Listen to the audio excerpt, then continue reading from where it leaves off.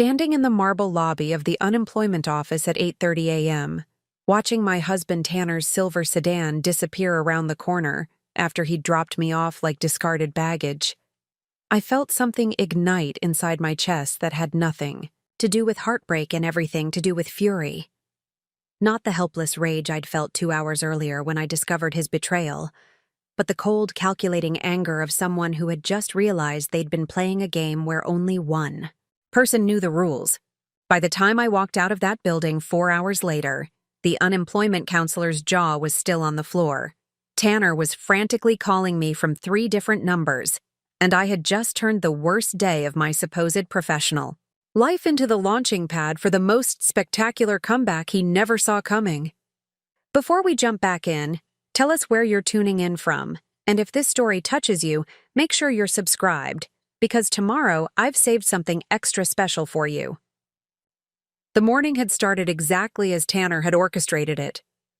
I sat in the passenger seat of his car, clutching the folder containing my severance paperwork from Morrison & Associates marketing firm, feeling like a complete failure at 32 years old. 3 months earlier, I'd been let go from my position as senior digital marketing strategist due to what they called company restructuring. What they didn't mention was that my innovative social media campaigns had been quietly reassigned to other team members, while I was systematically excluded from client meetings I had originally secured. "You'll be fine, Belle," Tanner said, his voice carrying that patronizing tone I'd grown to hate over the past few months. "The unemployment office will help you figure out your next steps. Maybe this is a sign that you should consider something more stable." Stable. The word hit like a slap. For 6 years of marriage, I had supported his dreams of becoming a real estate mogul, using my marketing expertise to design his websites, create his promotional materials, and even ghostwrite his blog posts about market trends. I had celebrated every one of his property sales while downplaying my own achievements in digital marketing, an industry that was exploding with opportunities for someone with my skills. "I don't need them to figure out my next steps," I replied, staring out the window at the gray February morning in downtown Portland. "I just need to file for benefits until I can find something that matches my experience level." Tanner's fingers drummed against the steering wheel in that rhythm he used when he was mentally calculating something. "Well, don't be too picky about matching your experience. Sometimes you have to take a step back to move forward. Maybe something part-time would be good for you. Less stress. Part-time. Less stress." As if my career had been a cute hobby that was becoming inconvenient now that it wasn't generating income. I looked at my husband's profile as he navigated through downtown traffic, noting the expensive haircut he'd gotten last week and the designer watch he'd bought himself for closing his latest deal. Everything about Tanner's appearance screamed success, from his tailored navy suit to his Italian leather shoes. Meanwhile, I was wearing my best interview outfit, a black pantsuit I'd bought 3 years ago, and carrying a folder full of paperwork that documented my professional humiliation. The Oregon Employment Department building rose ahead of us, an imposing concrete structure that somehow managed to look both bureaucratic and judgmental. I had driven past this building hundreds of times during my commute to Morrison & Associates, never imagining I'd be walking through its doors as a client rather than a successful marketing professional driving to her corner office. "Do you want me to come in with you?" Tanner asked as he pulled up to the curb, but his tone suggested this was a courtesy question rather than a genuine offer. "No, I can handle it," I said, gathering my purse and folder. The last thing I needed was my husband, witnessing whatever bureaucratic humiliation awaited me inside. "Good. I've got showings all morning anyway. The Riverside property and that new listing on Elm Street. Big commission potential on both." He was already checking his phone, probably reviewing his calendar or texting with clients. "Call me when you're done and I'll pick you up." I paused with my hand on the door handle. "Actually, don't worry about it. I'll take the bus home. You focus on your showings." "You sure? It's supposed to rain later." I'm sure. I stepped out of the car, closing the door with more force than necessary. Through the passenger window, I watched Tanner's face brighten with relief. He was already mentally moving on to his successful day while I dealt with the administrative aftermath of my professional failure. As his car pulled away from the curb, I stood on the sidewalk feeling more alone than I had since my parents died in a car accident 5 years earlier. Tanner had been my rock during that devastation, helping me navigate funeral arrangements and legal paperwork while I was paralyzed by grief. He had proposed 6 months later, promising that we would build a life together where we supported each other's dreams unconditionally.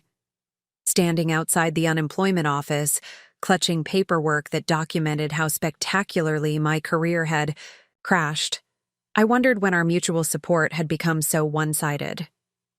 The building's interior was exactly what I'd expected. Fluorescent lighting, beige walls, and rows of plastic chairs filled with people who looked as defeated as I felt. The reception area buzzed with quiet conversations and the clicking of keyboards from behind glass partition windows. Signs directed visitors to different areas: initial claims, job search resources, re-employment services.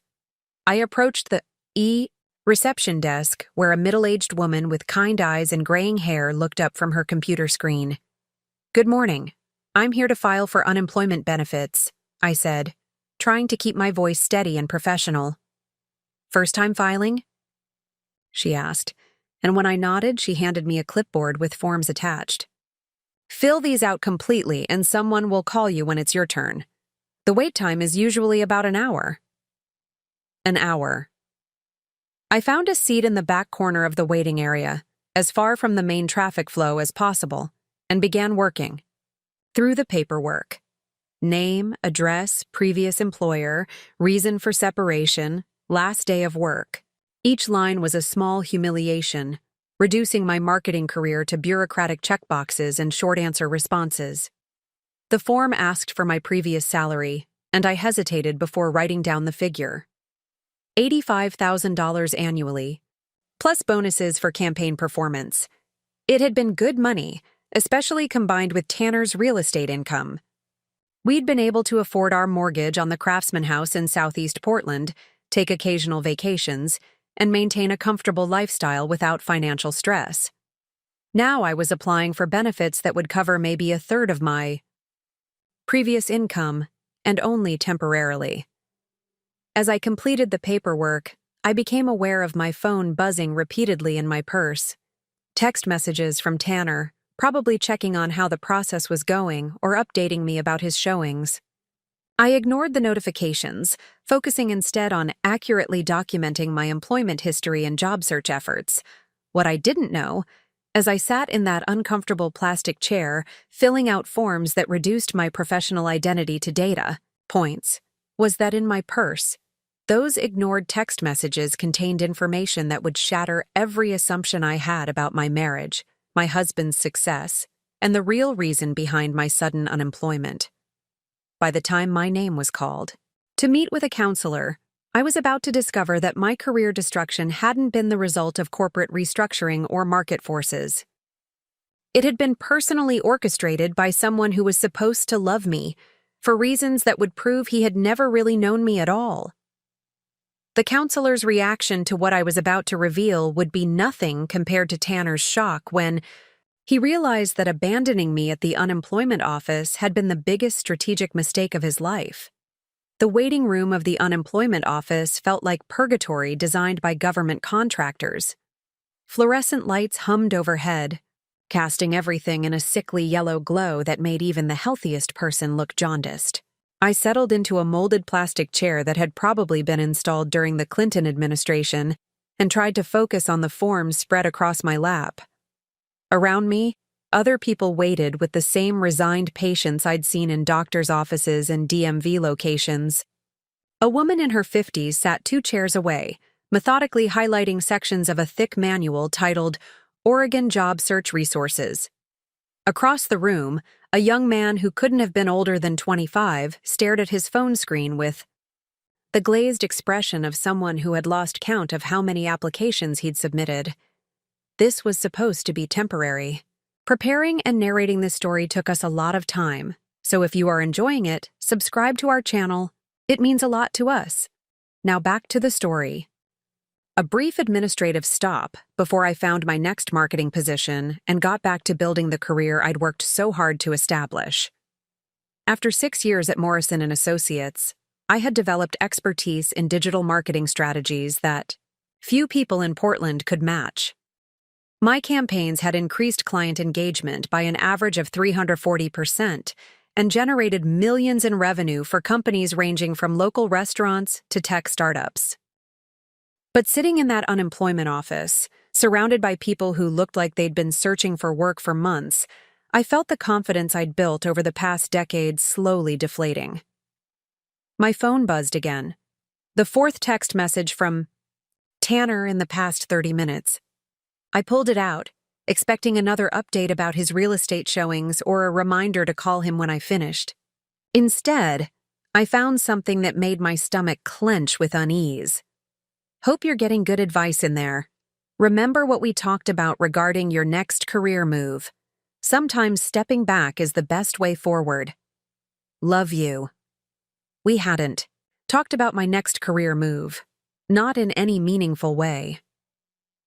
Tanner's advice over the past 3 months had been limited to suggesting I take my time, consider my options, and maybe explore something less demanding than digital marketing.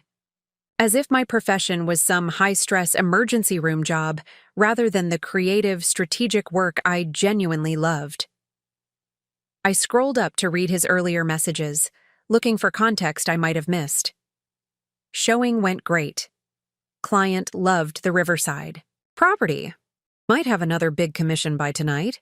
BTW talked to Dennis about that conversation we had. He's excited about the possibilities. Everything is falling into place perfectly. Call me later. Dennis. I stared at the name, trying to place it. Tanner had mentioned a Dennis several times over the past few weeks, always in the context of business opportunities and potential collaborations. But I'd never met this Dennis, and Tanner had been vague about exactly what kind of business they were discussing. The more I thought about it, the more I realized how many conversations Tanner had been having lately that didn't include me. Late night. Phone calls he took in his home office with the door closed. Breakfast meetings with potential partners whose names I never quite caught. Text messages he responded to with unusual urgency, then deflected when I asked about them. For 6 years of marriage, we had shared everything. I knew the names of his difficult clients, celebrated his successful closings, and helped him strategize approaches to challenging negotiations. When he was struggling to break into Portland's competitive real estate market, I had used my marketing skills to build his entire professional brand from scratch. I had designed his website, created his social media presence, and even helped him identify target neighborhoods where his personality and sales approach would be most effective. Some of his biggest early successes had come from leads generated through digital marketing campaigns I had created and managed for free. But lately, Tanner's business had become mysteriously compartmentalized. He shared his successes, but none of the details about how he was achieving them. He celebrated his commissions but never mentioned the clients or properties involved. And increasingly, he seemed to have less interest in hearing about my own professional challenges or job search efforts. Belle Thompson? A voice called from the reception area. I looked up to see a woman in her 40s holding a clipboard, scanning the waiting room. She had short auburn hair and wore a navy blazer that managed to look both professional and approachable. "That's me," I said, gathering my paperwork and following her toward a corridor lined with small offices. "I'm Donna Williams, one of the career counselors here," she said as we walked. "I'll be helping you navigate the unemployment process and discuss your reemployment options." Her office was small but organized, with motivational posters that actually seemed genuine rather than condescending. A plant on the windowsill suggested someone who took time to nurture growth, and the neat stacks of career resources on her desk indicated thorough preparation for each client meeting. "Please, have a seat," Donna said, settling behind her desk and opening a folder. "I've reviewed your initial paperwork, and I have to say, your background is impressive. Senior digital marketing strategist at Morrison & Associates, salary in the mid-80s, performance bonuses for campaign results. That's not the kind of position most people lose due to simple restructuring." I felt a flush of validation. Finally, someone who understood that my unemployment wasn't a reflection of inadequate skills or poor performance. It caught me off guard. "Too," I admitted. "I thought I was doing excellent work.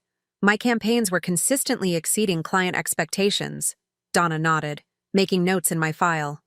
"In my experience, when highly skilled professionals in growing industries suddenly find themselves unemployed due to vague restructuring, there's usually more to the story. Have you had any informal conversations with former colleagues about what really happened?" The question hit me like a cold splash of water. I hadn't reached out to anyone from Morrison & Associates since my termination. I'd been too embarrassed, too focused on moving forward rather than looking back. But Donna was right. In a field as collaborative as digital marketing, my sudden disappearance from the company should have generated some curiosity among people I'd worked with for years. "I haven't," I said slowly. "I guess I was trying to avoid dwelling on what happened."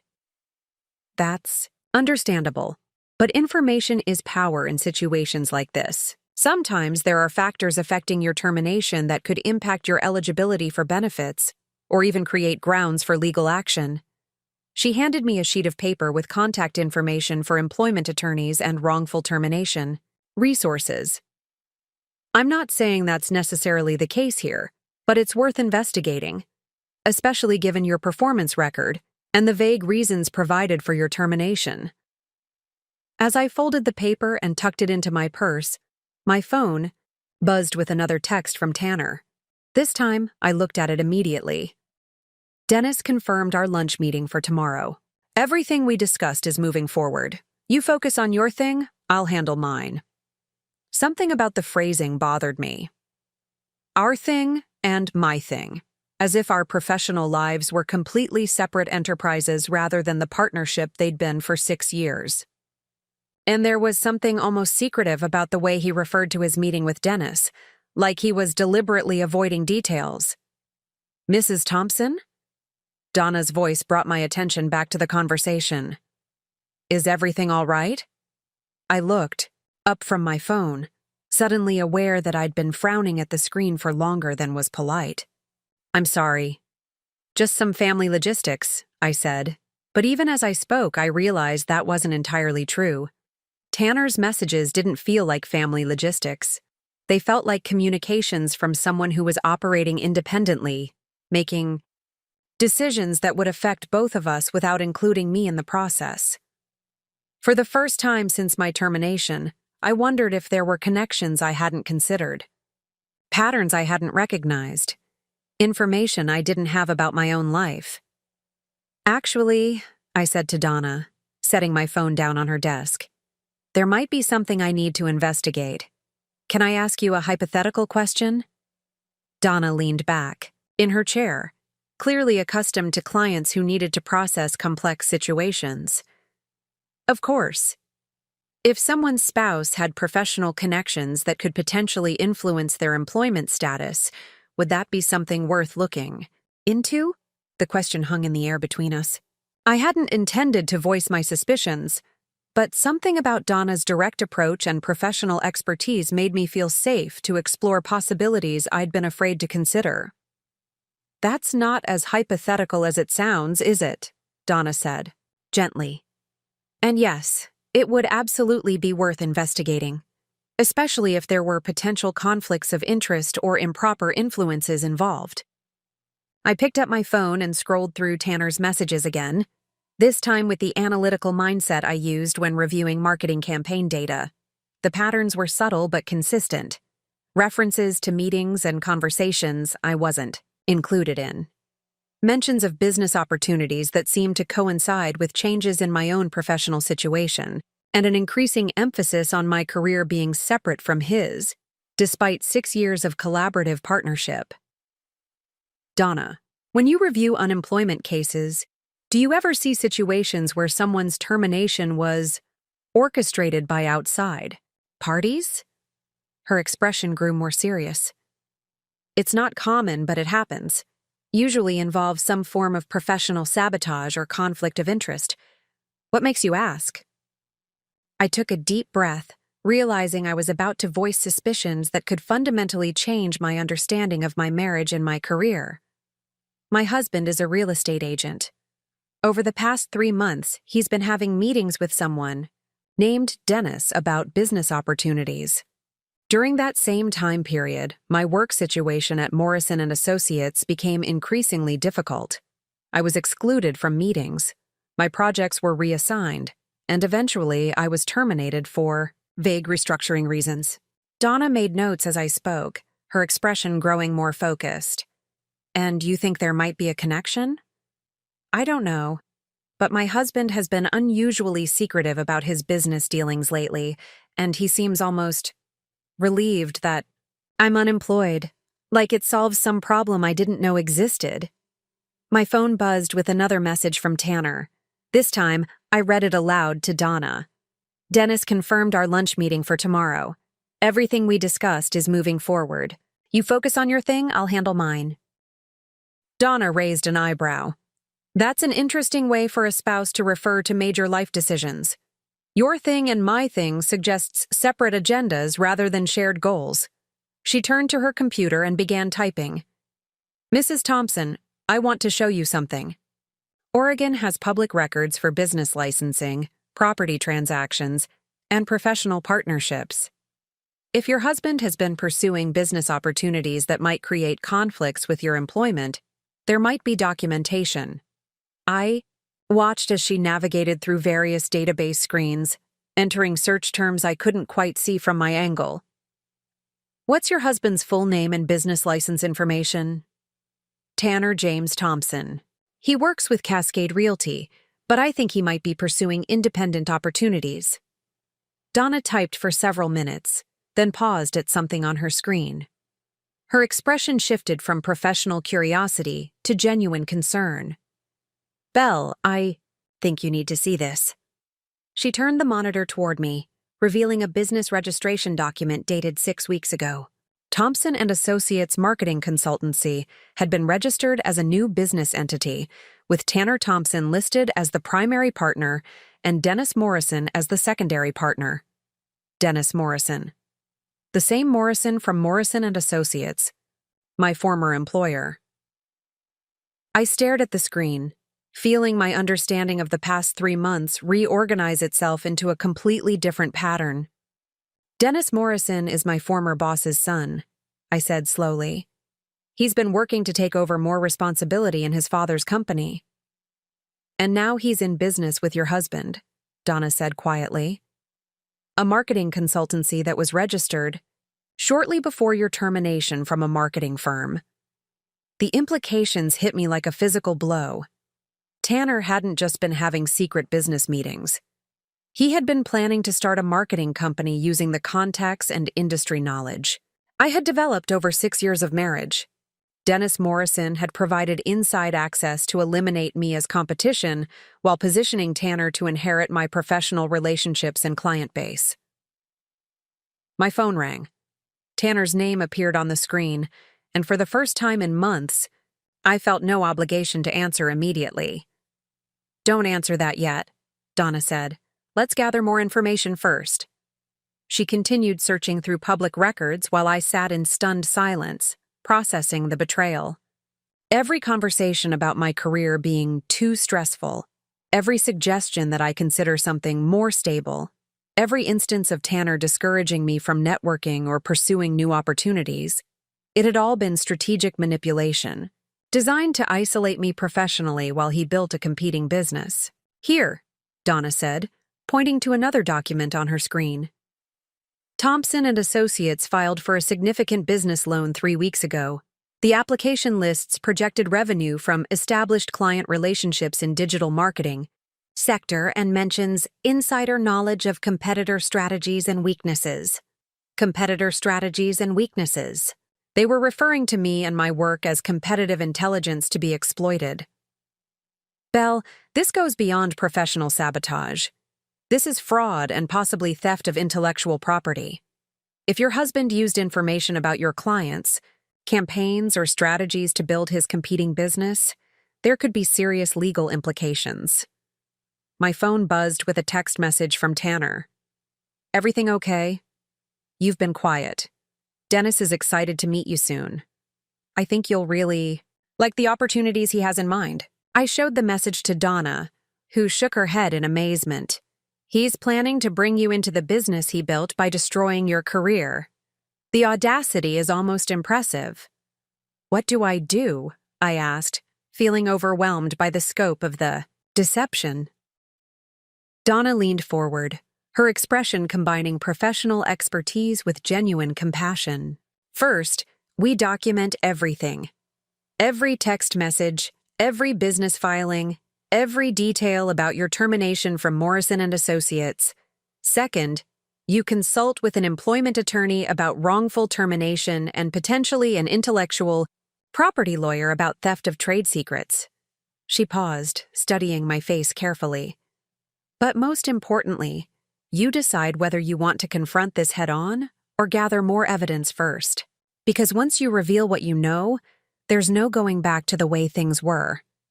I looked at my phone, where Tanner's messages continued to arrive with casual confidence. He had no idea that his wife was sitting in an unemployment office, uncovering the systematic destruction of her career that he had orchestrated. I want to gather more evidence, I said, surprising myself with the steadiness of my voice. If Tanner thinks he can manipulate me this completely, he doesn't know me as well as he thinks he does. Donna smiled, and I caught a glimpse of the fierce intelligence that made her effective at helping people navigate difficult transitions. Then, let's make sure you have everything you need to take control of this situation. For the next hour, Donna and I worked like detectives assembling a case file. She printed out every business document we could find related to Thompson & Associates marketing consultancy, while I systematically screenshotted months of text messages, emails, and calendar entries that suddenly made sense in this new context. Look at this, I said, showing Donna a text exchange from 6 weeks ago. Tanner asked me to compile a list of all my professional contacts for our joint networking strategy. I thought he was trying to be supportive of my career. Donna shook her head as she read over my shoulder. He was harvesting your client database. That list probably became part of their business plan. The realization made my stomach turn. I had enthusiastically provided Tanner with detailed information about my most valuable professional relationships, including their budget ranges, campaign preferences, and upcoming project timelines. Information that Dennis Morrison could have used to position Thompson & Associates as the perfect alternative when my position at Morrison & Associates was eliminated.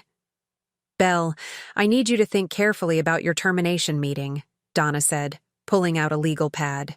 Who was present? What specific reasons were given? Were there any unusual circumstances or timing? I closed my eyes, forcing myself to relive that humiliating Friday afternoon in December.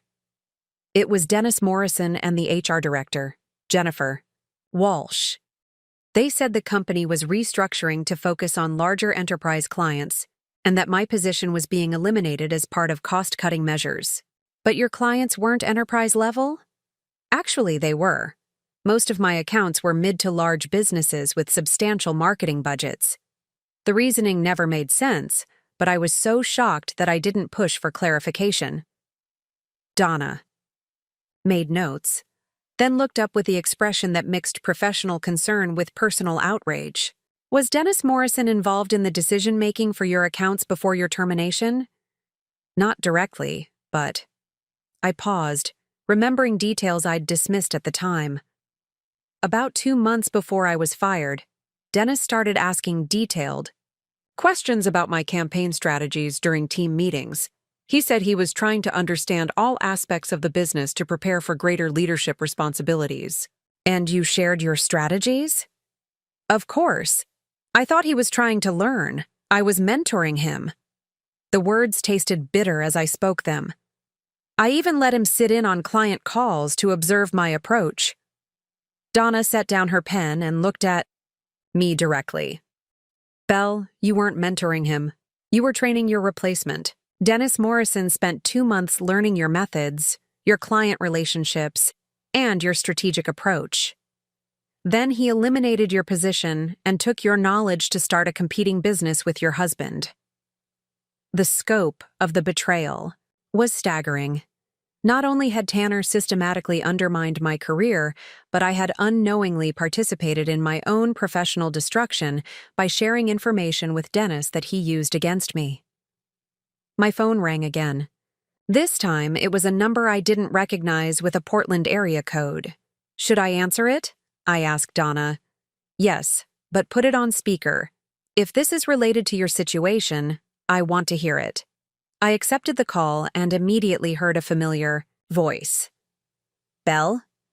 This is Jenny Richardson from Morrison & Associates. I got your number from the company directory. I hope you don't mind me calling. Jenny had been my closest colleague at Morrison & Associates, someone I'd worked with on several successful campaigns. I hadn't spoken to her since my termination. Jenny, hi. Of course I don't mind. How are you? I'm okay, but I've been thinking about you a lot lately. Belle, there are some things happening here that I think you should know about. I looked at Donna, who nodded encouragingly. What kind of things? Well, after you left, Dennis Morrison took over all your accounts. But instead of managing them internally, he's been referring them to an outside consultancy, a company called Thompson & Associates. The clients are paying premium rates for services that sound exactly like the campaigns you used to create. My hands started shaking. How do you know this? Because I've been working with Dennis on the account transitions, and he's been very specific about maintaining the exact same strategies and approaches you developed. He even uses some of your presentation templates. Belle, I think someone is profiting from your work while cutting you out completely. Donna was writing furiously, documenting every detail of Jenny's revelations. There's more, Jenny continued.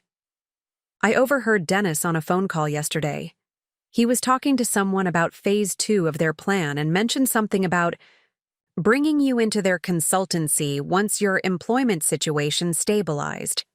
He said it would look more legitimate if there was a waiting period. They want to hire me? It sounded like they want to offer you a junior position at the company they built using your work and connections. Belle, I think you've been manipulated. After I hung up, Donna and I sat in silence for several minutes. The evidence was overwhelming.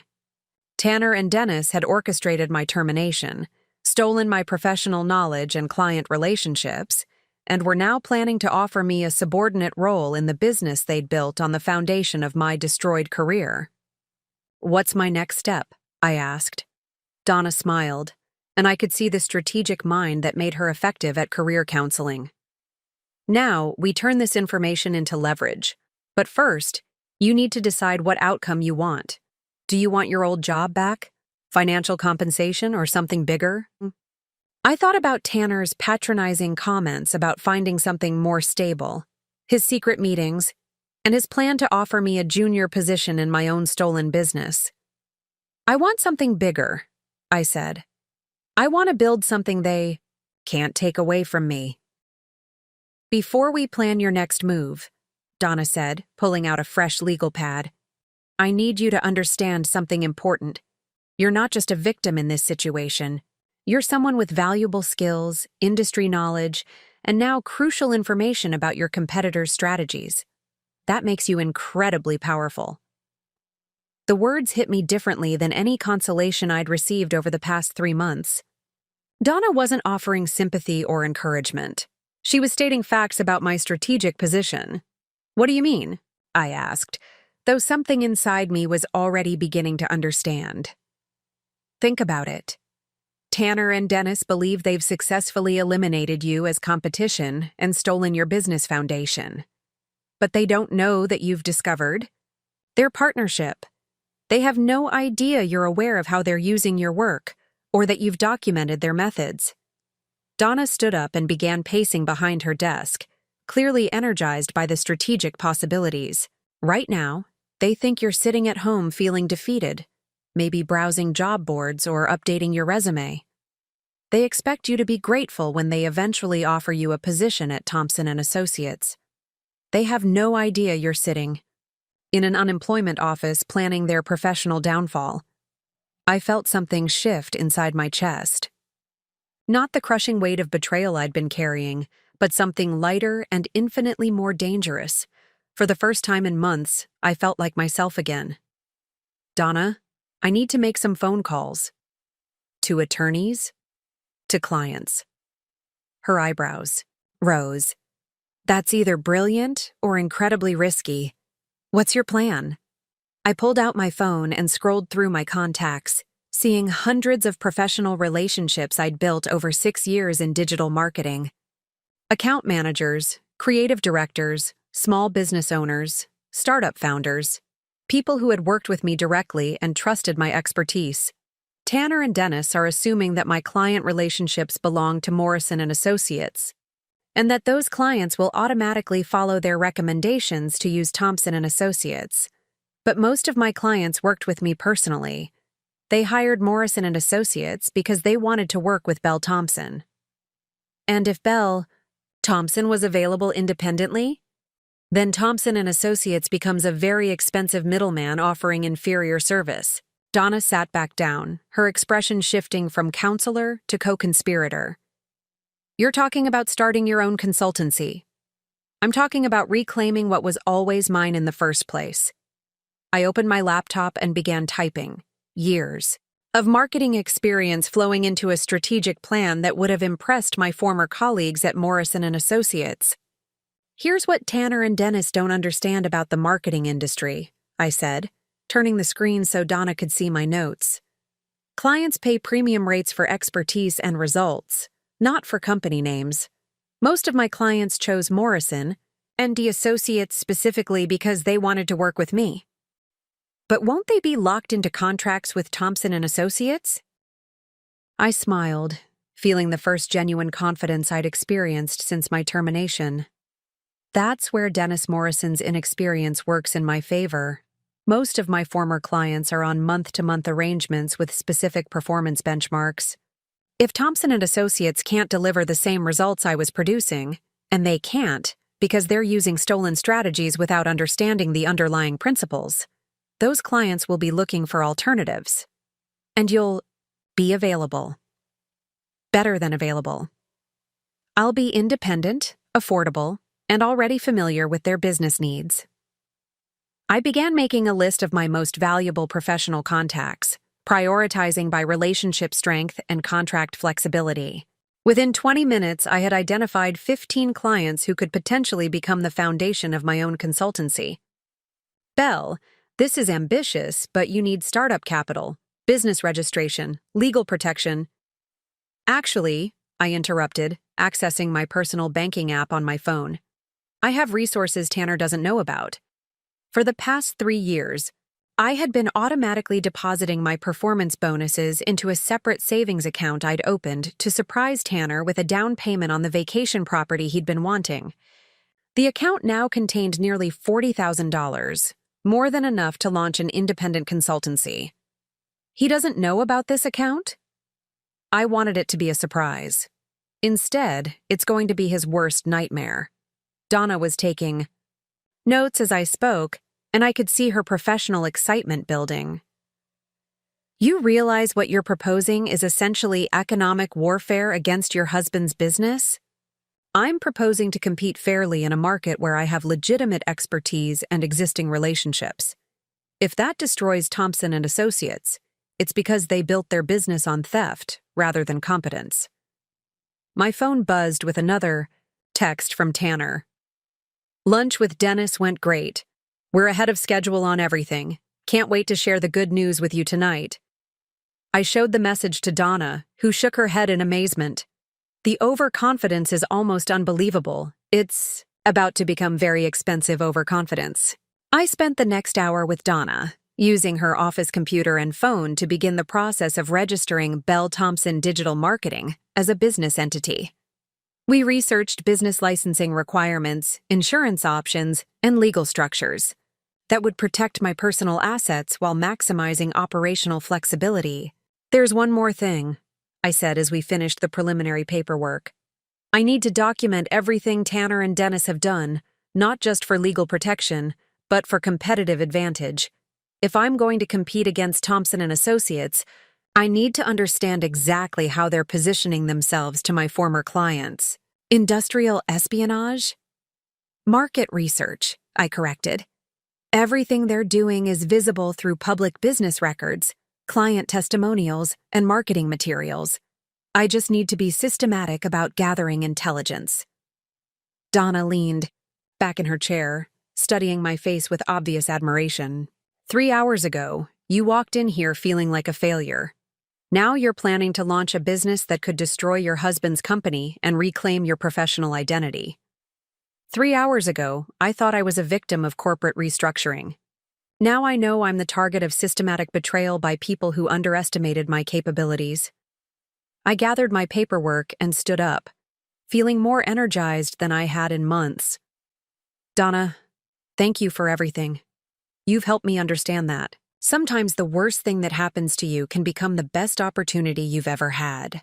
What's your next step?" I checked my phone, noting that Tanner expected to pick me up in 2 hours. "I'm going home to have dinner with my husband and listen to him tell me about his exciting new business opportunity. And tomorrow, I'm going to start dismantling everything he built on the foundation of my destroyed career." The bus ride home gave me 45 minutes to organize my thoughts and plan my strategy. By the time I reached my neighborhood, I had a timeline for launching Bell Thompson Digital Marketing and a cover story that would allow me to gather intelligence while Tanner remained oblivious. I had 2 hours before Tanner returned, and I intended to use every minute strategically. First, I transferred my secret savings account to a new business account over the phone. $43,000 became the startup capital for Bell Thompson Digital Marketing, completely outside any joint arrangements Tanner could access. Next, I registered my business with Oregon's Secretary of State online. Within 30 minutes, Bell Thompson Digital Marketing was officially licensed. I chose a structure protecting my personal assets while allowing maximum flexibility. While the registration processed, I began strategic calls to former clients. "Claire, this is Bell Thompson. I hope I'm not catching you at a bad time." Claire Santos from Northwest Tech Solutions sounded genuinely pleased to hear from me. "Bell, I was just thinking about you. How are you handling everything?" "I'm doing well, actually. The transition has given me time to consider exciting opportunities. Can I ask how things are going with your new account management?" There was a pause. "Honestly, it's been challenging. Dennis is knowledgeable, but the campaigns don't have the same personal touch we got working with you directly." "What do you mean?" "He's using similar strategies to what you developed, but execution feels different, less intuitive, and costs have increased significantly." "What kind of increases?" "About 40% higher than Morrison and Associates." Dennis explained that independent rates are naturally higher, but we're not seeing 40% better results. Perfect. Dennis was gouging my former clients while delivering substandard work. "Claire, if there were alternative options for digital marketing, perhaps more personalized service at competitive rates, would that interest Northwest Tech?" "Absolutely. Our contract with Thompson and Associates is month to month, and we've been discussing other options." "Why do you ask?" "Just exploring possibilities. I'll be in touch soon." Similar calls to 3 other former clients revealed the same pattern. Thompson and Associates was charging premium rates while delivering generic implementations of strategies I had developed. By evening, I had documented their pricing structure, identified operational weaknesses, and confirmed that major clients were dissatisfied. When Tanner arrived home, I was ready. "How was your day?" he asked, loosening his tie with satisfaction. "Productive. The unemployment office was helpful, and I learned about my options." "Good." I have exciting news about the business opportunity with Dennis. We might be able to offer you something sooner than anticipated. That sounds wonderful. Tell me everything. Over dinner, Tanner described Thompson and Associates as if it were his innovation rather than theft. He explained their revolutionary approach and personalized strategies for clients who'd been underserved by traditional agencies. The best part is we're already profitable. Dennis brought established clients who pay premium rates for our expertise. My former clients, my strategies, the relationships I'd spent years developing. And you think there might be an opportunity for me? Definitely. Dennis was impressed by your background.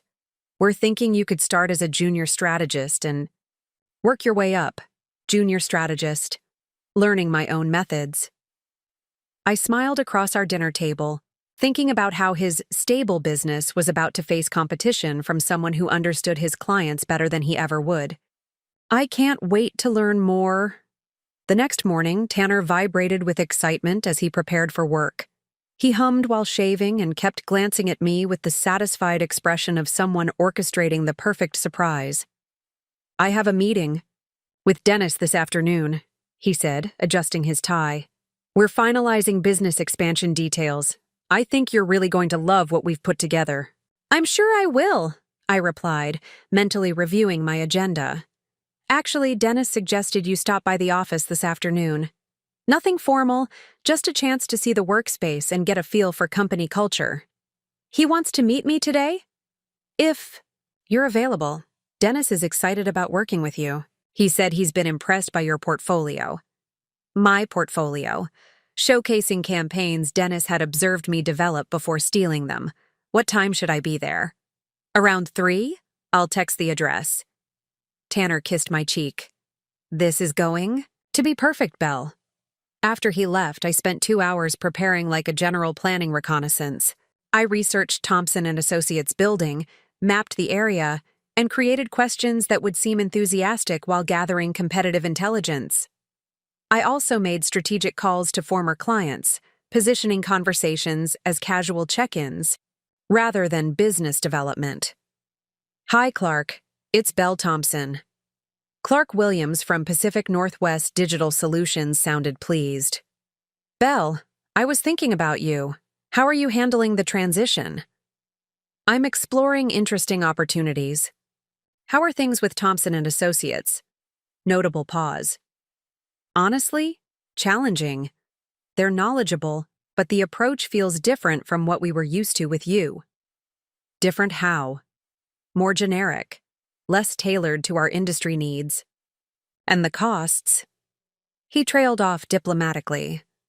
I understand. If you ever need informal consultation, please don't hesitate to reach out. Actually, would you be available for coffee this week? We're reviewing our marketing strategy and could use outside perspective. Perfect. I'd be happy to. By 2:55 p.m., I arrived at Thompson and Associates' downtown office building. The 15th. Floor office screamed expensive overhead costs. Dennis Morrison looked exactly as expected. Confident, well-dressed, radiating calculated charm.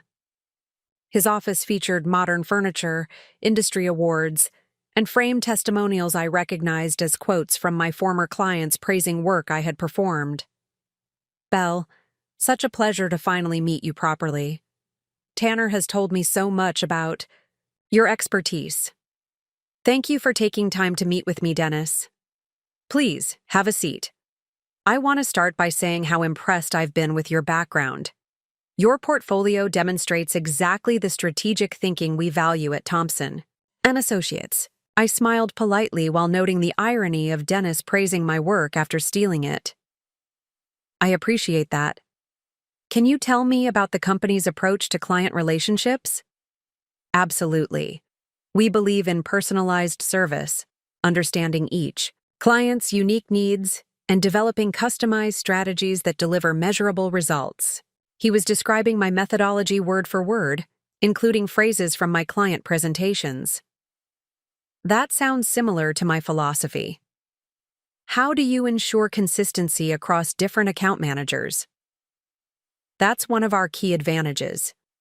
We've developed proprietary frameworks and proven methodologies ensuring every client receives the same high-level strategic thinking. Proprietary frameworks.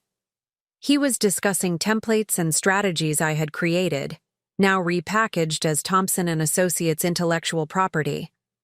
The meeting continued with Dennis unknowingly revealing operational details while I maintained perfect composure, gathering intelligence about their methods, pricing, and weaknesses.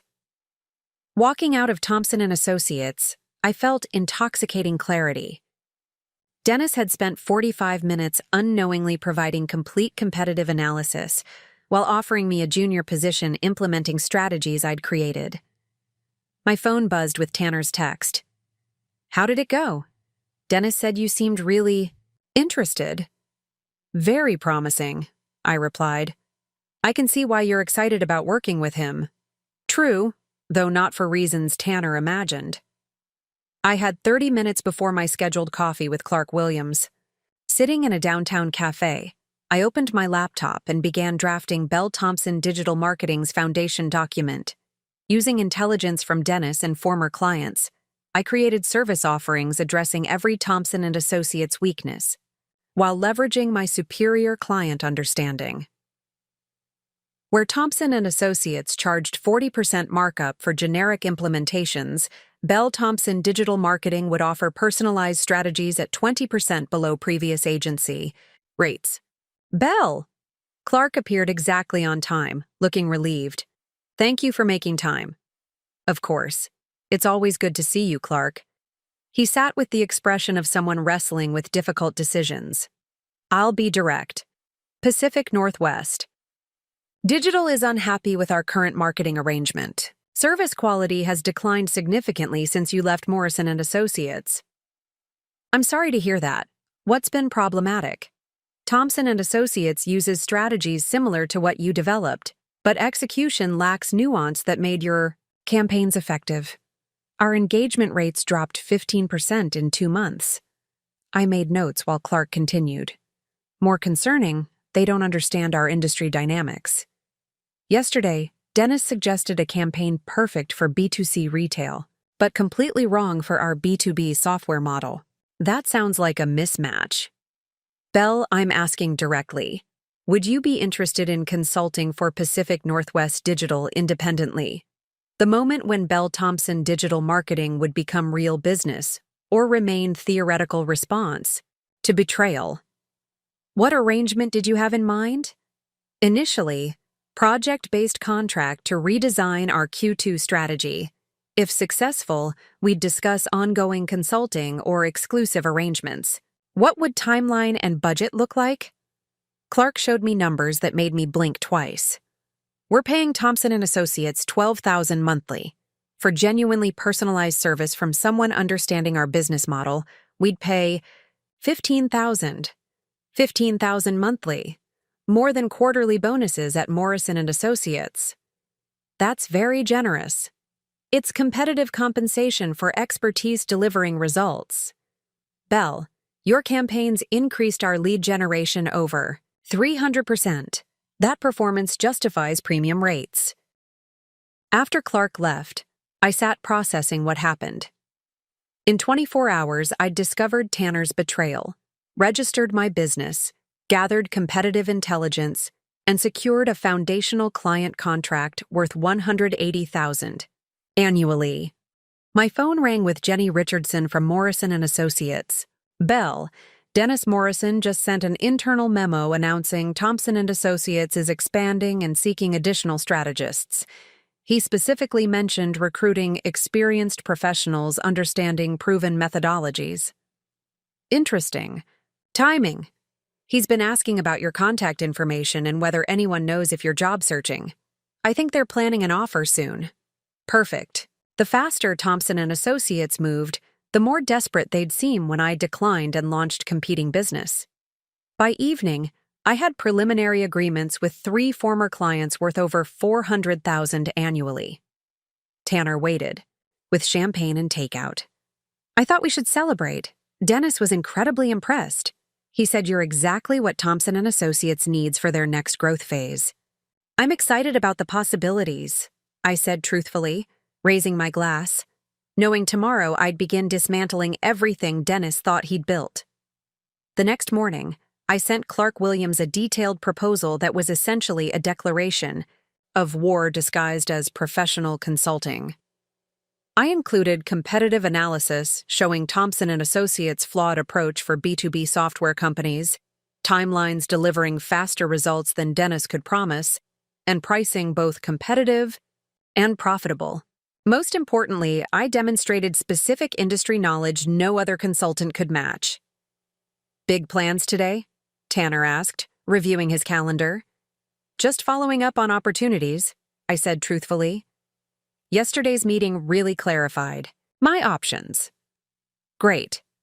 Dennis called last night saying how impressed he was with your strategic thinking. This could be exactly what you need to get back on track professionally." Get back on track. As if my career derailed due to inadequacies rather than his systematic sabotage. After Tanner left, I executed my business development strategy.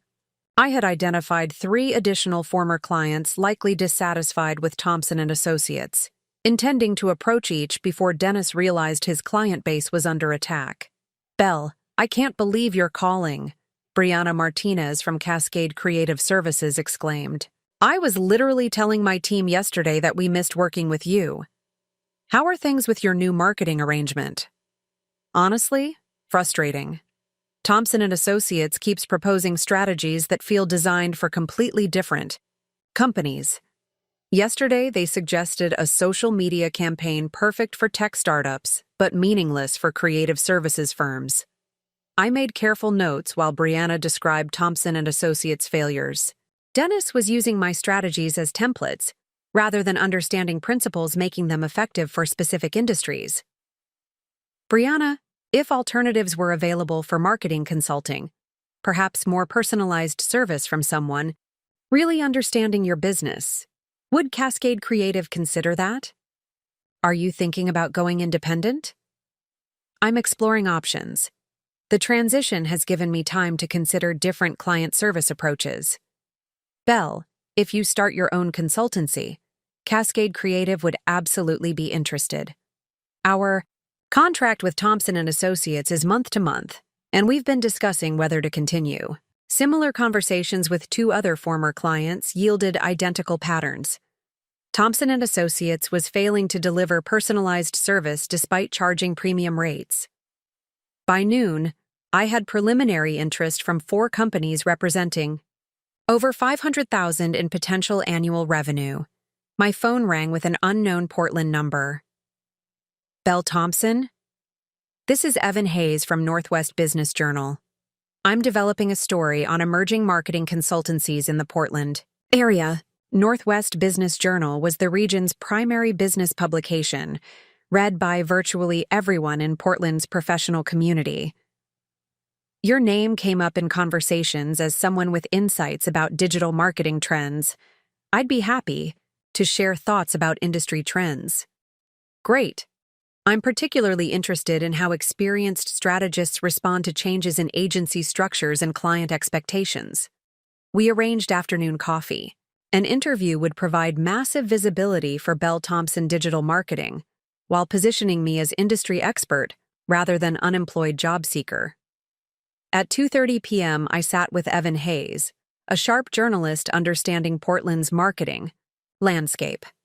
"Belle, there are rumors you're launching an independent consultancy competing directly with established agencies. Can you comment?" "I'm exploring opportunities to provide more personalized marketing services. The industry seems ready for consultants offering large agency expertise with independent contractor flexibility and attention."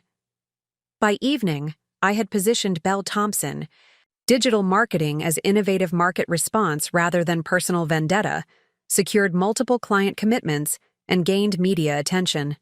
Tanner waited with takeout, eager to hear about my day. "How did everything go?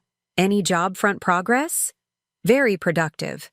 I had interesting conversations about consulting opportunities." "That's great. Dennis is looking forward to bringing you onto the Thomson & Associates team." I smiled, thinking, about how his excitement was becoming very expensive. Friday brought an email accelerating my timeline considerably. Clark Williams had accepted my proposal and forwarded my information to 2 other tech companies seeking marketing consultants. "Belle, your proposal is exactly what we needed," Clark wrote. "When can we schedule kickoff? Also, I've shared your information with colleagues at Meridian Tech and Digital Northwest experiencing similar challenges with current arrangements. I was building momentum faster than anticipated, meaning I needed to formalize Bell Thompson Digital Marketing's launch before Thompson and Associates realized they were under systematic attack. At 9:30 a.m., Dennis Morrison called. "Bell, good morning. Tanner and I have been discussing your situation, and we'd like to accelerate our timeline." "Oh?" "Thompson and Associates is growing faster than anticipated. We're positioned to make you an offer immediately rather than waiting. Another month? Would you be available Monday morning to discuss compensation and start date?" Perfect. Dennis was moving exactly when I needed him to. That sounds wonderful. What time? 10 a.m.? We can finalize details and hopefully have you start by week's end. I'll be there. I spent the next hour crafting what would become Portland's most strategically timed business announcement. Bell Thompson Digital Marketing would officially launch Monday at 2 p.m., exactly 4 hours after declining Dennis's offer. I called Evan Hayes at Northwest Business Journal. "Evan, it's Bell Thompson. I have an update on that independent consultancy we discussed." "Perfect timing. I'm finalizing the article for next week's issue. Bell Thompson Digital Marketing officially launches Monday afternoon. I have signed contracts with 4 clients and preliminary agreements with 3 others representing over $600,000 in annual revenue. That's impressive for a startup. Any clients previously worked with Thompson and Associates? Several clients are making transitions from marketing arrangements that weren't meeting their needs. There's significant demand for more personalized consulting services. Would you be available for follow-up interview Monday afternoon? A launch announcement with that client base would make compelling business story." "Absolutely. 3 p.m.? Perfect." Next, I called Donna Williams. "Donna, it's Belle. I wanted to update you on developments. I've been wondering how your investigation turned out." "Better than good. I'm launching my consultancy Monday, already with enough clients to generate more revenue than my previous salary." "Belle, that's incredible. What about your husband and Dennis Morrison?" "They're making me a job offer Monday morning. They have no idea I discovered their partnership or that I'm building competing business." Sunday evening, Tanner raised his wine glass and toast to tomorrow morning, and to the new beginning we've all been working toward. "To new beginnings," I agreed, thinking about Dennis Morrison's face when I declined his offer and announced I was launching competing business with contracts worth more than Thompson and Associates' entire client base. "Belle, I want you to know how proud I am of how you've handled everything. The unemployment situation, career transition, staying positive despite challenges. Tomorrow will be the start of something really special." "I think you're absolutely right. Tomorrow is going to be unforgettable." Tanner smiled across our dining table, completely unaware that in 12 hours, I would begin dismantling everything he thought he'd accomplished through months of systematic betrayal. Monday morning couldn't come soon enough. Monday morning arrived, with the crisp clarity of a perfect Portland spring day. While Tanner prepared for work with obvious excitement, checking his phone repeatedly for updates from Dennis, I made final preparations for what would become the most satisfying business meeting of my career. At 9 a.m., I sent carefully crafted emails to each of Thompson and Associates' current clients, time to arrive just as Dennis would be preparing for our 10-hour a.m. meeting. "Dear Clark," I wrote to Pacific Northwest Digital Solutions, "I wanted to personally inform you that Bell Thompson Digital Marketing will officially launch this afternoon. As discussed, I'm excited to begin our Q2 strategy development immediately. I've also arranged for Northwest Business Journal to cover the launch, and I believe you'll find the timing interesting given your current service provider situation." Similar messages went to Cascade Creative Services, Meridian Tech, Digital Northwest, and every other client I had identified through my reconnaissance. Each email included my new business contact information and a subtle reference to their current. Dissatisfaction with Thompson & Associates service quality. At 9:30 a.m., I called Donna Williams at the unemployment office. "Donna, it's Belle. I wanted you to know that everything comes together this morning. Are you ready for this?" "More than ready." Dennis Morrison thinks he's about to hire the junior strategist who will help implement the strategies he stole from me. Instead, he's about to discover that he's been competing against someone who is always several steps ahead of him. "What's your timeline?" I decline his job offer at 10 a.m. I announce Belle Thompson Digital Marketing's launch at 2 p.m. By 3 p.m., Thompson & Associates will have lost most of their client base to a competitor they created by underestimating my capabilities. Belle, I have to say, in 15 years of career counseling, I've never seen anyone turn a termination situation into this kind of strategic advantage. Sometimes the worst thing that happens to you becomes the best opportunity you'll ever have. 9:45 a.m. Tanner kissed me goodbye with unusual affection. "I'm so proud of you for staying positive through everything," he said. "Today is going to be the beginning of something really special." I couldn't agree more. Dennis texted that he's really excited about the offer they're putting together. "Belle, I think this could be even better than your old position at Morrison & Associates. I think you're absolutely right." As Tanner's car disappeared down our street, I gathered the portfolio of evidence I had assembled over the past week. Business registration documents for Thompson & Associates showing Dennis and Tanner's partnership, screenshots of their business, loan application mentioning competitor strategies and weaknesses, copies of client testimonials on their website that quoted praise for my work, email chains documenting how Dennis had harvested my client relationships and strategic knowledge. Everything Dennis Morrison thought he had hidden was organized in a folder that would demonstrate the systematic nature of their betrayal. At 9:55 a.m., I arrived at Thompson & Associates' downtown office building, taking the elevator to the 15th floor with the confident composure of someone who knew exactly how the next hour would unfold. The receptionist greeted me with the same professional smile as before, but this time I noticed details that revealed Thompson & Associates' operational weaknesses, expensive furniture that suggested high overhead costs, a designer coffee machine that indicated priorities focused on appearances rather than results, and most tellingly, a wall display of client testimonials that included quotes from companies that were about to cancel their contracts. "Mr. Morrison, we'll see you now," the receptionist said, leading me toward Dennis's office. Dennis Morrison stood up as I entered, radiating the confidence of someone who believed he was about to complete a successful manipulation. "Belle, thank you for coming in. I'm excited to share what we've put together for you.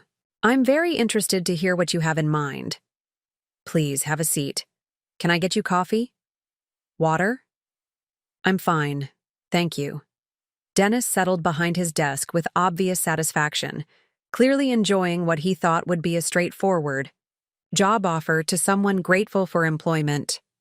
"Belle, I want to start by saying that Thompson & Associates has been incredibly impressed with your background and expertise. Your portfolio demonstrates exactly the kind of strategic thinking that has made our consultancy successful." I nodded politely while noting that he was again praising my work to my face after stealing it for his business. "We're prepared to offer you a position as senior marketing strategist with a starting salary of $65,000 annually, plus performance bonuses based on client results. You'd be working directly with established accounts, implementing our proven methodologies, and contributing to the continued growth of our client base. $65,000 annually, $15,000 less than my previous salary at Morrison & Associates, to implement strategies I had created for clients I had originally developed. That sounds like an interesting opportunity, Dennis. Can you tell me more about these proven methodologies? Absolutely. We've developed proprietary frameworks for digital marketing strategy that ensure consistent results across different industries and client types. You'd be learning these systems and applying them to campaign development and client management. He was describing my own strategic approaches as if they were innovative developments of Thompson and Associates rather than intellectual property he had stolen. And the established accounts I'd be working with? Several mid-sized businesses, primarily in tech and professional services, companies that value innovative approaches and personalized service. You'd be managing their campaigns using our proven strategies while building relationships that could lead to account expansion. My former clients, my proven strategies, the relationships I had spent years developing. Dennis, that all sounds very promising.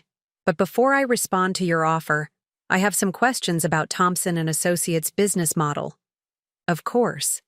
What would you like to know? I opened my portfolio and removed the first document, Thompson and Associates business registration showing Dennis Morrison and Tanner Thompson as partners. I'm curious about your partnership structure. Specifically, how your business relationship with my husband factors into this job offer. The color drained from Dennis's face as he stared at the document. For the first time since I'd entered his office, he looked genuinely surprised. Belle, I can explain. I'm sure you can, I interrupted, removing the next set of documents. But first, let me share what I've discovered about Thompson and Associates' approach to acquiring client relationships and strategic knowledge. Dennis Morrison stared at the business registration document as if it were written in a foreign language. His confident expression cracked completely, revealing the panic of someone who had just realized that his carefully constructed deception was collapsing in real time. Belle, this isn't what it looks like, he began, but his voice carried none of the smooth confidence he'd displayed moments earlier. Really? I said, placing additional documents on his desk with methodical precision. Because it looks like you and my husband registered a marketing consultancy 6 weeks before my termination from Morrison and Associates. It looks like you applied for a business loan listing, competitor strategies and weaknesses as assets. And it looks like you've been using my client relationships and strategic knowledge to build a business while offering me a junior position to implement my own stolen work. Each document landed on Dennis's desk like a small explosion. Email chains showing his request for my client contact lists. Screenshots of Thompson and Associates' website featuring testimonials from my former clients. Copies of campaign strategies I had developed, now rebranded as proprietary Thompson and Associates methodologies. You don't understand the complexity of the business situation, Dennis said, attempting to regain control of the conversation. The partnership with Tanner was about expanding opportunities for everyone involved. Including me? Of course. We always planned to bring you into the business once the operational foundation was established. I laughed, a sound that apparently surprised Dennis more than my documentation had. Dennis, you orchestrated my termination to eliminate me as competition, harvested my client relationships through my husband, and built your business model on intellectual property you stole from me. Now, you're offering me $65,000 annually to implement strategies I created, for clients I developed, using methodologies I invented. The marketing industry is complicated. Sometimes business decisions require fraud, I interrupted, because that's what using marital assets to fund a business designed to compete against your spouse is called. That's what claiming someone else's work as proprietary methodology is called. That's what systematic sabotage of your colleague's career for personal profit is called. Dennis's office phone rang, and he glanced at the caller ID with obvious relief. I should take this, he said, reaching for the phone. Actually, you should let it go to voicemail, I suggested, because I suspect that's one of your clients calling to discuss the email they received this morning about alternative marketing consulting options. Dennis's hand froze above the phone as understanding dawned. What email? The email informing Thompson and Associates clients that Bell Thompson Digital Marketing officially launches this afternoon, offering personalized service at competitive rates from someone who already understands their business needs intimately. The phone stopped ringing, then immediately started again. This time, the caller ID showed a different client name. Belle, you can't... I can't what? Compete fairly in a market where I have legitimate expertise? Offer superior service to clients who are dissatisfied with their current marketing arrangement? Start a business using my own strategic knowledge and professional relationships? Phone buzzed with a text message, and I glanced at it with obvious satisfaction. That's Clark Williams from Pacific Northwest Digital Solutions, I said, showing Dennis the message. He's confirming that they're terminating their contract with Thompson & Associates effective immediately and transitioning to Bell Thompson Digital Marketing for their Q2 strategy development. Dennis's face went white as he processed the implications. You planned this. The whole meeting, the job interview. You were gathering intelligence. I was being offered a position implementing my own stolen strategies for clients I had originally developed at a company built on the systematic destruction of my career. Yes, I planned my response very carefully. Another email notification appeared on my phone. Then another. Cascade Creative Services and Meridian Tech, I said, checking the messages. Also terminating their Thompson & Associates contracts. Dennis, I think your business model has some fundamental flaws. Belle, we can work this out. There's room in the market for multiple consultancies. We don't have to be competitors. You're right. We don't have to be competitors. I stood up and gathered my documents. Because after today, Thompson & Associates won't have enough clients left to constitute meaningful competition. What do you want? Financial compensation? Partnership terms? We can restructure everything. I don't want anything from Thompson & Associates, I said, reaching the office door. I want everything that was always mine in the first place. My professional reputation, my client relationships, my strategic knowledge, and the business success that comes from genuine expertise rather than elaborate theft. You're destroying everything we built. Dennis, you built your business by destroying my career. I'm simply reclaiming what was stolen from me, using the same business principles you applied: superior strategy, better client relationships, and competitive pricing. I paused at the door, looking back at Dennis Morrison sitting behind his expensive desk in his prestigious office, surrounded by testimonials praising work I had performed. The difference is that I'm competing with original ideas rather than stolen ones. I'm offering genuine expertise rather than repackaged templates. And I'm building relationships based on trust rather than systematic deception. Belle, wait! I have a 2 p.m. interview with Northwest Business Journal about the launch of Bell Thompson Digital Marketing, I said. I'm sure they'll be interested in hearing about the competitive dynamics in Portland's marketing industry. As I walked toward the elevator, I could hear Dennis's office phone ringing continuously. Thompson & Associates clients were calling to discuss their contract terminations, just as I had planned.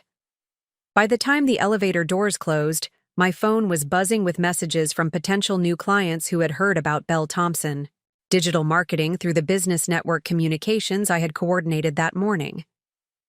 The woman who had been abandoned at the unemployment office had just reclaimed her professional identity and destroyed the business built on her betrayal. But the morning wasn't over yet. I still had to tell my husband that his wife was now his most formidable competitor. Walking out of Thompson & Associates' office building, I felt my phone buzzing continuously with calls and messages. But the first call I answered was from Jenny Richardson at Morrison & Associates. Belle, what just happened?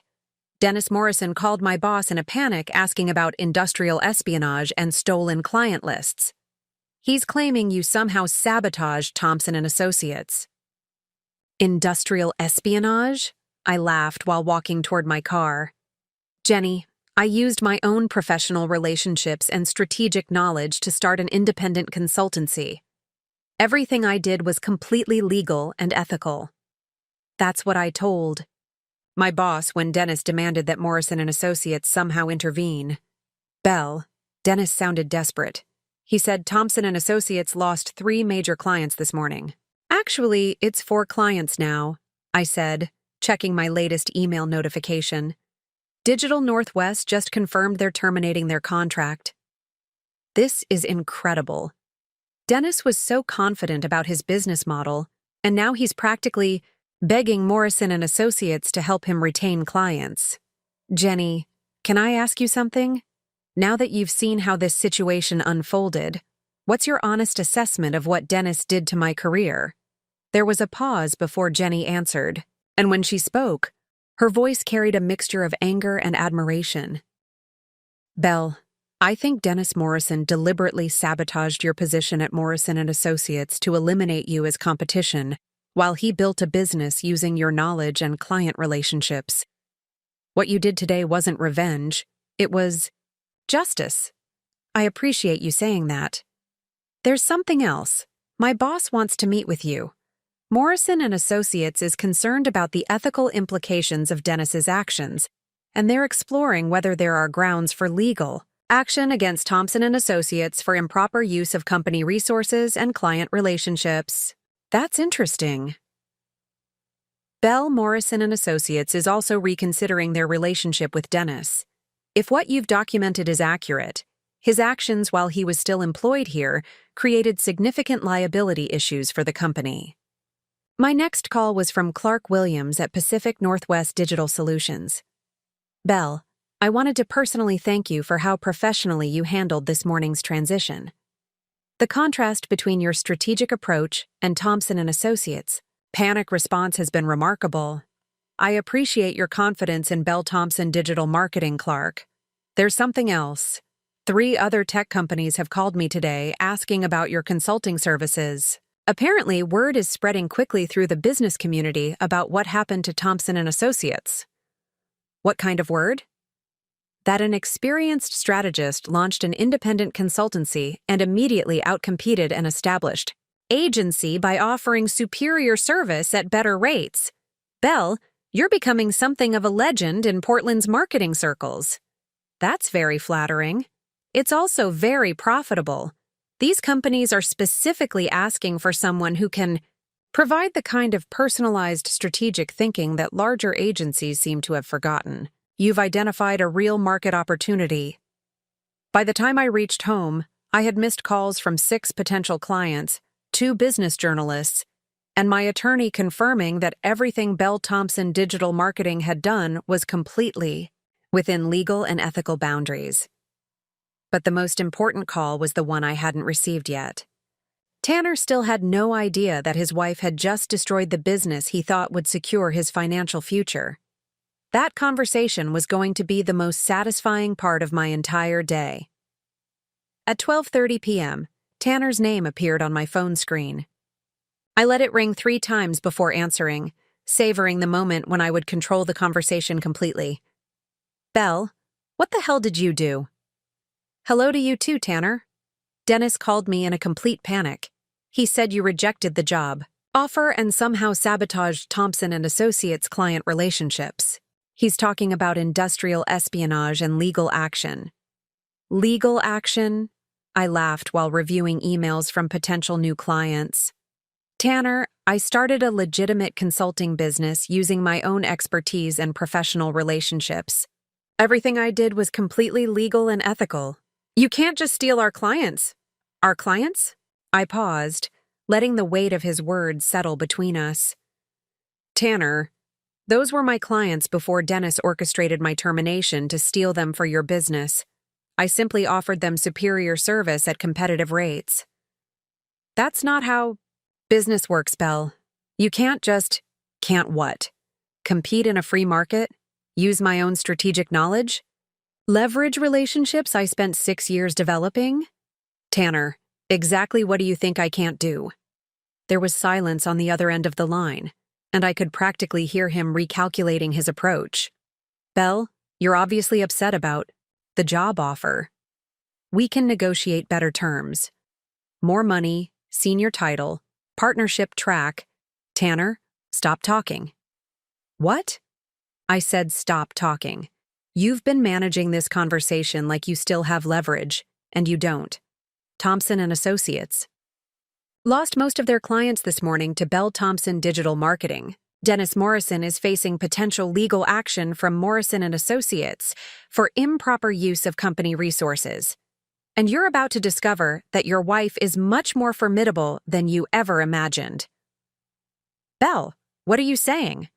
I'm saying that I know everything.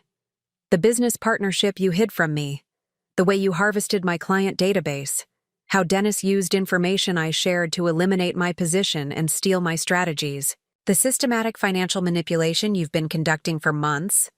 Another pause. Longer this time. How long have you known? Since last week. Since Donna Williams at the unemployment office helped me discover your business registration with Dennis Morrison.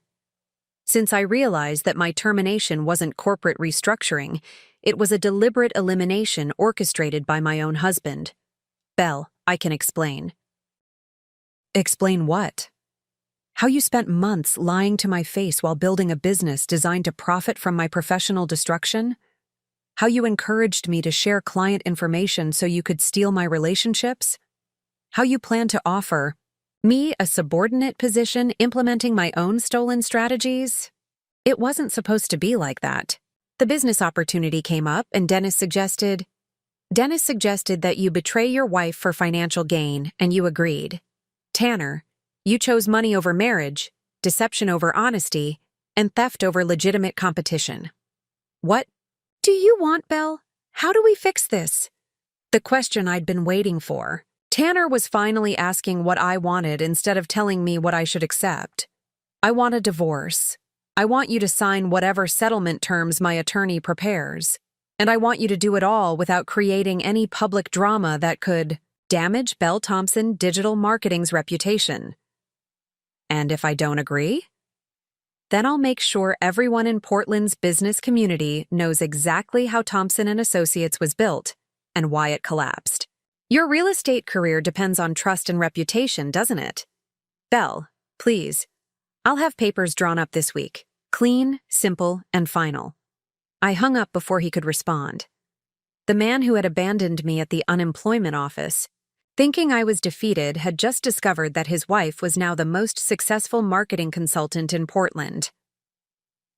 The transformation was complete. At 2 p.m., I sat across from Evan Hayes at Northwest Business Journal, watching him review the notes from what had become one of the most dramatic business stories in Portland's recent history. Belle, let me make sure I understand the timeline, Evan said, his pen poised over his notepad. Last Monday, you were filing for unemployment benefits. Today, you launched an independent consultancy with over $700,000 in confirmed annual revenue. That's a remarkable transformation. Sometimes the worst setbacks create the best opportunities, I replied, thinking about how different this conversation would have been if I'd accepted Tanner and Dennis's deception passively. And Thompson and Associates? I understand they're reevaluating their business model. Evan smiled at my diplomatic response. My sources suggest they lost approximately 80% of their client base this morning. Would you say that's accurate? I wouldn't know their specific numbers, but I can confirm that Bell Thompson Digital Marketing received inquiries from several companies seeking alternatives to their current marketing arrangements. Including former Thompson and Associates clients? Including companies that value personalized service, strategic innovation, and transparent business practices. My phone buzzed with a call from Morrison and Associates, and I glanced at the caller. ID. Excuse me for just a moment, I told Evan, answering the call. Belle, this is Robert Morrison, Dennis's father and the founder of Morrison and Associates. Could we schedule a meeting this week to discuss a potential business relationship? Robert, Morrison himself, the man whose company had employed me for 6 years before his son orchestrated my termination. What kind of business relationship? We're exploring whether Morrison and Associates might benefit from partnering with independent consultants who can provide specialized services our corporate structure can't offer. Your name came up as someone who might be interested in that kind of arrangement. That sounds intriguing. What would the terms look like? Significant referral fees for clients who require more personalized attention than we can provide internally, plus potential collaboration on larger projects. Belle, we're talking about partnerships worth potentially millions in annual revenue. After hanging up, I returned my attention to Evan, who had clearly overheard enough to understand the significance of the call. Morrison and Associates wants to partner with you? They're interested in exploring collaborative opportunities. The same company where you were terminated 3 months ago? Business relationships evolve based on changing circumstances and market demands. What I didn't mention was that Robert Morrison was essentially offering to outsource Morrison and Associates' most valuable clients to Bell Thompson Digital Marketing, recognizing that his son's actions had created liability issues that required immediate resolution. Bell, one final question. What advice would you give to other professionals who find themselves in similar situations? I thought about Donna Williams at the unemployment office, about all the people sitting in those plastic chairs feeling defeated by circumstances beyond their control. Document everything. Trust your instincts when situations don't make sense. And remember that your skills, knowledge, and professional relationships belong to you, not to any employer or business partner who might try to exploit them. And if someone discovers they've been systematically betrayed by people they trusted, use that betrayal as motivation to build something better than what was taken from you. Sometimes the people who underestimate you give you the greatest gift possible: the opportunity to prove them wrong. The Northwest Business Journal article would run tomorrow, cementing Bell Thompson Digital Marketing's reputation as Portland's most innovative marketing consultancy. But tonight, I had one more phone call to make. 3 weeks later, I stood in the conference room of my new downtown office space, reviewing contracts that would establish Bell Thompson Digital Marketing as the premier independent consultancy in the Pacific Northwest. The view from the 20th floor overlooked the same unemployment office where this journey had begun, though that building looked much smaller now. Bell, the Morrison and Associates partnership agreement is finalized. My attorney, Margaret Williams, said as she placed the signed documents on my desk.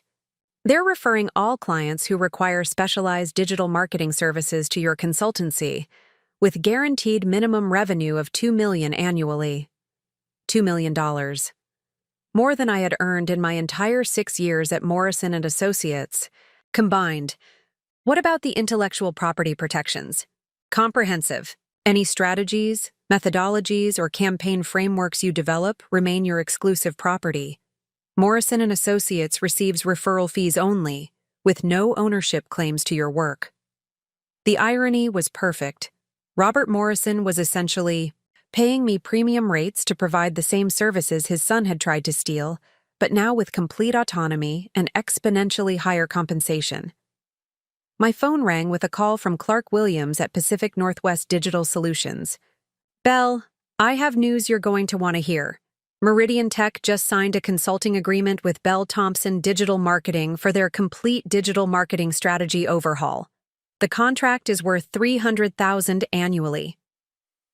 That's fantastic, Clark. There's more.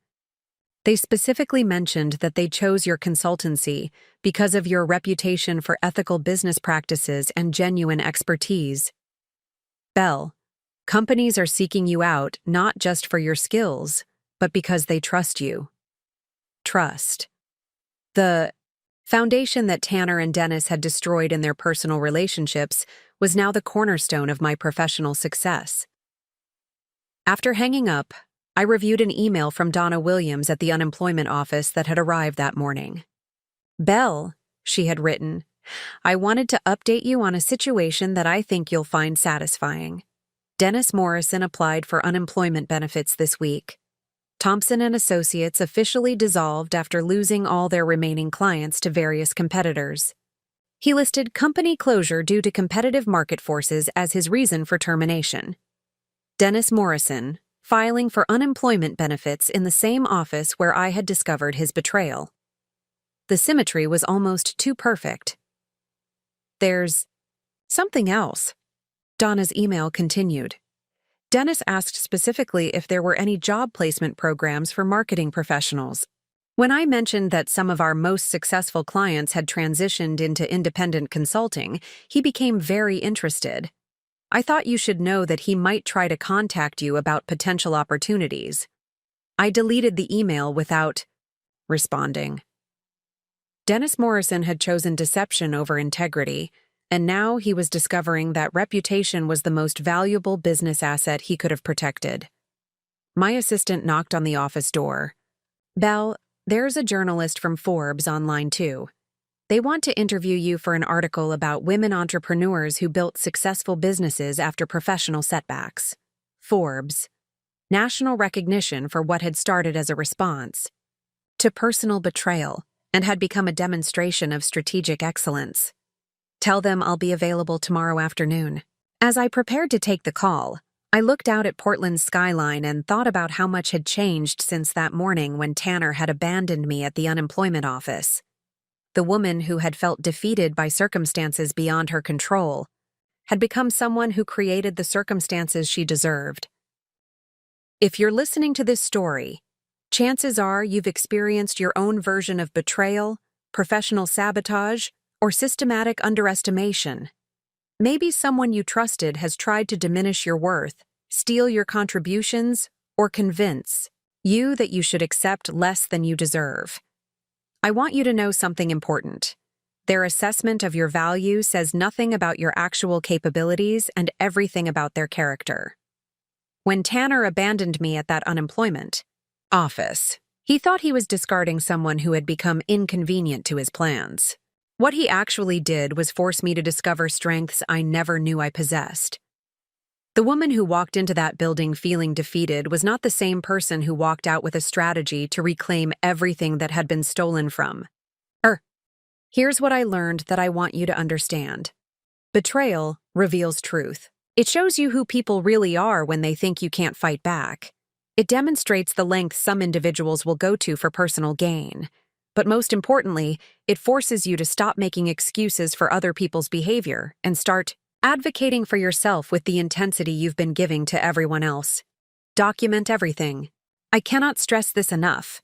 Screenshots, email printouts, financial records, business registrations. Evidence is power.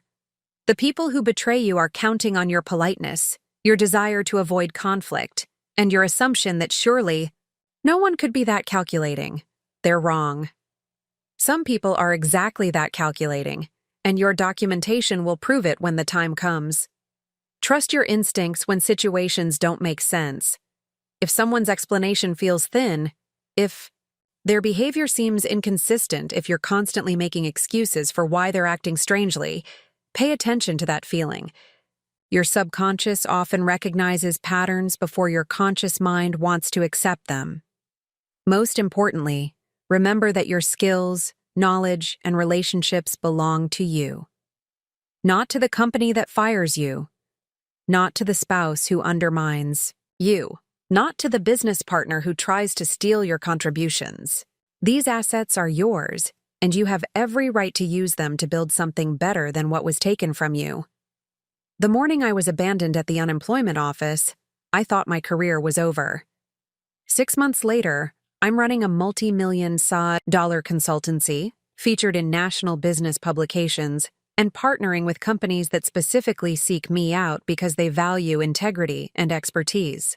The people who tried to destroy my professional life inadvertently created the perfect conditions for me to build something far more successful than what I'd lost. Your betrayal might be different from mine. Your industry, your relationships, your specific circumstances, all of that will vary. But the principles remain the same. Document the truth, trust your capabilities, and use other people's underestimation of you as fuel to prove them catastrophically wrong. Sometimes the worst thing that happens to you becomes the best opportunity you'll ever receive. The key is recognizing that opportunity and having the courage to seize it completely. You are more formidable than you realize. The people who betray you are about to discover that truth in ways they never anticipated. Don't let them underestimate you twice. Up next, you've got two more standout stories right on your screen. If this one hit the mark, you won't want to pass these up. Just click and check them out. And don't forget to subscribe and turn on the notification bell so you don't miss any upload from us.